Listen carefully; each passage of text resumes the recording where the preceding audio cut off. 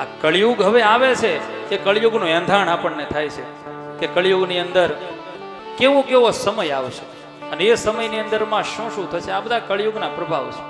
કોઈ એવા કવિ કોઈ સરસ મજાની કવિતા લખી ગયા અને કળિયુગનું વર્ણન કરતા કરતા કહેતા ગયા કે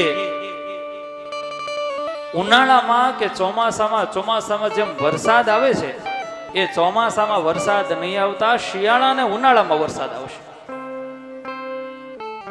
એક બેન અને ભાઈ જે એક દીકરી એક પોતાના ભાઈને રાખડી જે બાંધે છે એ રાખડીનું કોઈ મહત્વ રહેશે નહીં. એ માત્ર ને માત્ર ત્યાં એક લેતી દેતીનો વ્યવહાર રહેશે.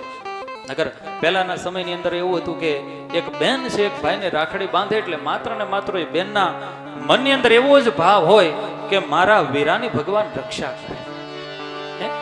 નગર ખરેખર આપણે કેવું વિચારીએ કે એ બેન એવું વિચારે કે આ ભાઈ મને શું આપશે આ રાખડી, પણ એ તમને જે રાખડી બાંધે છે ને સાહેબ એનું કોઈ મહત્વ છે, એ કોઈ મૂળ નથી, એ અમૂલ્ય વસ્તુ છે.